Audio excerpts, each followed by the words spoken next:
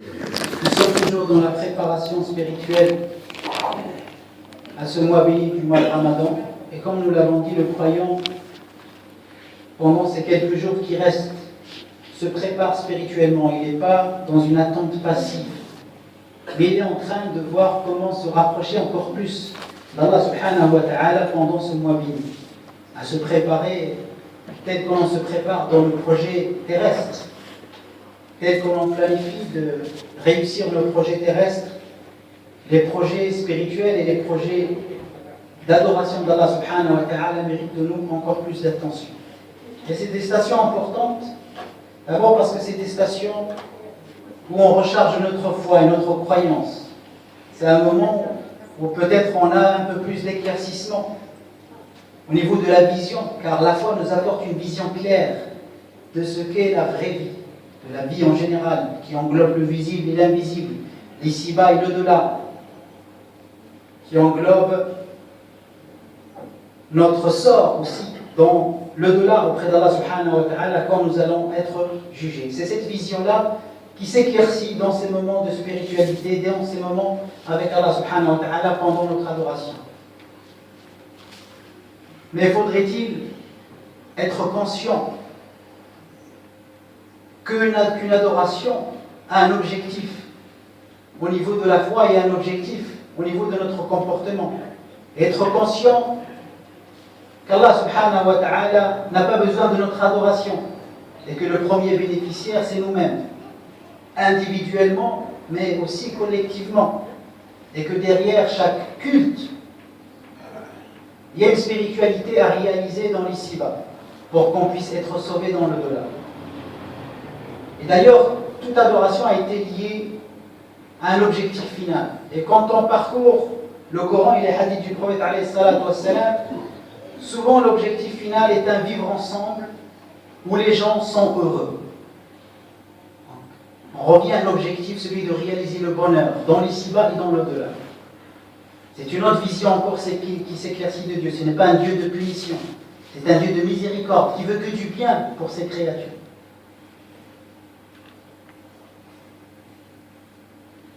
C'est une vision qui nous pousse aussi à réaliser cet objectif. Car on découvre que cette adoration n'est pas individuelle, en fin de compte. Quand on prie, c'est vrai, c'est pour adorer, pour remplir notre responsabilité. C'est aussi une recharge de l'âme. Mais il vise un objectif au niveau du comportement qui vise à produire le bonheur dans sa société. Le prophète alayhi salatu wassalam, dans le hadith rapporté dans Tabari, disait le meilleur d'entre les gens, et là déjà il y avait une spécification au niveau des croyants, c'est celui qui a le meilleur comportement, le meilleur.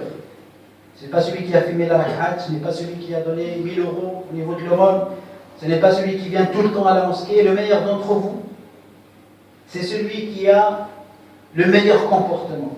Car le meilleur comportement n'est qu'une conséquence de cette pratique. Et on l'a souvent dit, et jamais assez, que la jauge pour voir si nos pratiques effectuent un réel changement sur nous, c'est de voir notre comportement envers les gens. Pas que le comportement apparent, parce qu'il y a des gens timides qui sont toujours silencieux, mais voir aussi l'état de notre cœur. Quels sentiments avons-nous envers l'autre, même si nous ne les exprimons pas ou nous les exprimons maladroitement parfois. Que vaut l'humanité dans notre cœur? Que vaut l'autre qui est différent? Que vaut l'autre qui a une autre religion? Que vaut l'autre même qui déteste Dieu? Un mécréant ou qui ne croit pas? Quelle part d'humanité nous avons dans notre cœur et quelle vision nous avons de l'autre? Allah subhanahu wa ta'ala, parmi les choses qu'il nous demande, c'est de réaliser ses attributs dans l'ici-bas. L'homme est créé à l'image de Dieu, comme il est rapporté dans un hadith du prophète alayhi salatu wassalam. Et donc, on lui demande de réaliser en relatif ce qui est absolu chez Dieu. Dieu miséricordieux, on doit réaliser la miséricorde. Dieu accepte tout le monde, on doit accepter tout le monde dans la mesure du possible, dans son cœur. Cela ne veut pas dire accepter n'importe quel comportement. En parlant du sentiment que nous avons, il faut faire une différence entre les lois de le faire et la vision que nous avons et les sentiments qui sont des conséquences de cette vision. Donc l'adoration réalise en quelque sorte aussi vise à réaliser cette clarté dans la vision et cette place de l'autre dans notre cœur. Le meilleur d'entre vous, disait le prophète alayhi salatu wassalam, dans le hadith rapporté dans Suyuti, c'est celui qui est le plus utile pour les autres. Ne pas passer sa vie dans la consommation. Donc oui, d'après la prière et après le ramadan, le musulman est beaucoup plus productif au niveau de sa société. Il est beaucoup plus dans le don de soi. Il est beaucoup plus dans le service d'autrui. Ce n'est pas quelqu'un qui consomme, même sa religion. Aujourd'hui, la consommation est devenue même religieuse, c'est-à-dire qu'on fait la prière pour nous-mêmes. Il y a un esprit individualiste, même dans la prière. Et c'est pour ça qu'on voit des comportements qui sont le fruit d'un paradoxe. On voit quelqu'un qui vient prier, qui est capable, juste après la prière, de se bagarrer avec celui qui est à côté de lui. Parce qu'il n'est pas venu pour vivre avec les autres une spiritualité, il est venu pour consommer une spiritualité en croyant, on est presque dans la superstition. Si tu fais ça, tu as ça. Si tu viens à la prière, ça, tu n'auras pas peut-être un malheur qui va t'arriver. On est presque dans un rapport de donnant-donnant. Alors que la spiritualité ne se vit pas comme ça, elle se vit d'abord dans le don, dans l'oubli de soi, et pas dans l'individualisme. S'il y a quelque chose que la foi et la croyance est venue changer dans l'homme, c'est de le sortir de lui-même. Et c'est de sortir l'esprit du corps, que l'esprit ait une hauteur. En haut, une vision à 3 dimensions, et pas une vie qui est emprisonnée par le corps. On voit les choses autrement, comme on l'a dit la dernière fois. Le prophète alayhi salatu wassalam disait aussi, le meilleur d'entre vous, c'est celui qui a, plus il avance dans l'âge, plus il a un bon comportement. Et le plus maudit, c'est celui qui, plus il avance dans son âge, plus son comportement est médiocre envers les gens. Donc il y a aussi une routine qui s'installe même dans certains comportements des musulmans. Plus on avance, on le voit, plus on avance, plus la communauté adopte des comportements qui sont complètement contraires à l'esprit de leur religion. Plus les mosquées se remplissent, plus on a des problèmes. Plus on construit de mosquées, plus on est divisé. Plus on est nombreux pendant la prière de l'Eid, moins on est dans l'intention de l'autre et moins on est dans le don. Et plus on est dans l'individualisme et dans la fête et dans autre chose. Donc il y a aussi une routine qui fait qu'on oublie. C'est pour ça que ces stations-là ne doivent pas se transformer en un lieu où on vient pointer. Voilà, ça y est, j'ai fait ma prière, ça y est, j'ai fait mon obligation, je sors. Ça doit être des stations réelles de spiritualité où on réfléchit à notre parcours, à notre rapport avec la religion. Et de se poser toujours la question pourquoi nous avons toujours ce rapport sélectif à ce que Dieu attend de nous. Pourquoi quand on parcourt la sunna, tous ces hadiths qui parlent du meilleur d'entre vous, c'est le meilleur avec sa communauté, celui qui fait le don, on les met de côté. Mais on ne garde que les hadiths qui parlent du halal, qui parlent du qamis, qui parlent de l'abar, qui parlent des trucs de consommation en vérité individuelle, qui sont en quelque sorte des ingrédients qui vont dorer notre image dans le miroir. Parce qu'il y a un retour de miroir quand on se voit, on essaie toujours d'avoir une bonne image de soi. Mais c'est tout à fait le contraire de la religion et de la croyance. La croyance, c'est de sortir de soi, de sortir de tout ingrédient qui peut doper un égoïsme.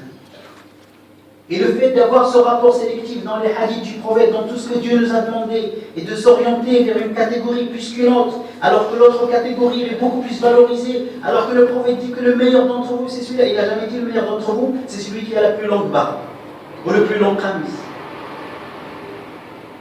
Donc le fait de s'orienter peut pointer du doigt un déséquilibre dans notre rapport à la religion. Et donc, quand le prophète alayhi salatu wassalam dit la meilleure religion, le meilleur dans la religion est la chose la plus facile. Hadith rapporté par Ahmed ibn Hanbal. La meilleure chose que vous devez chercher dans une religion, c'est son aspect le plus facile. Alors qu'aujourd'hui, la chose qu'on cherche dans la religion, c'est la chose la plus compliquée. On cherche toujours le plus compliqué. Entre deux avis, un qui est facile, l'autre qui est difficile, alors il faut choisir le difficile. C'est là où tu vas prouver que tu es un vrai musulman. Il faut prouver qu'il y a un vrai musulman. Déjà le prouver à qui? Aux autres, à Dieu. Et là, les questionnements peuvent révéler des choses et peuvent révéler des comportements qui sont parfois bizarres. À qui je veux prouver que je suis un musulman? Aux gens qui m'entourent, à ma famille, à la banque, aux gens qui me regardent. À la mosquée, quand je viens à la mosquée, ou à Dieu? Et si je veux le prouver à Dieu, comment je fais le Dieu? Et Allah subhanahu wa ta'ala, il y a des versets, il y a le prophète, il y a des hadiths, il y a ce hadith-là qui dit ceci et celui qui dit celui-là. Pourquoi je choisirais celui-là et pas l'autre?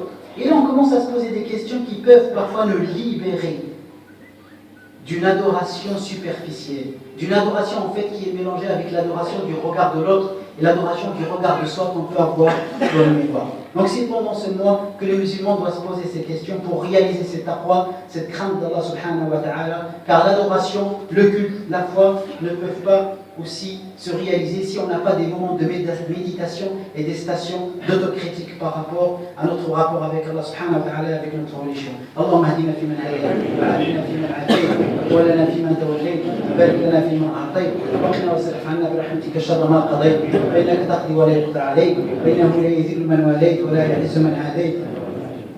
تباركت ربنا وتعاليت، لك الحمد على ما أعطيت ولك الشكر على ما أنعمت به وأوليت. اللهم كن لنا ولا تكن علينا، وأعنا ولا تعن علينا، وانصرنا ولا تنصر علينا. اللهم آت نفوسنا تقواها وزكها أنت خير من زكاها، أنت وليها ومولاها. اللهم نسألك في هذا اليوم المبارك وفي هذا الشهر المبارك رحمة من عندك تغفر بها ذنوبنا وتشفي بها مرضانا وترد بها ضالنا وتحفظ بها غائبنا وتنجينا بها من النار.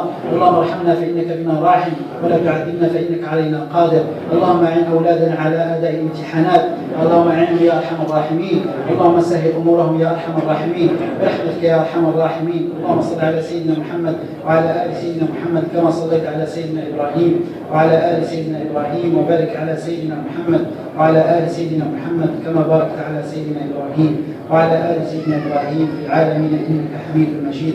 قوموا إلى صلاتكم الحمد لله.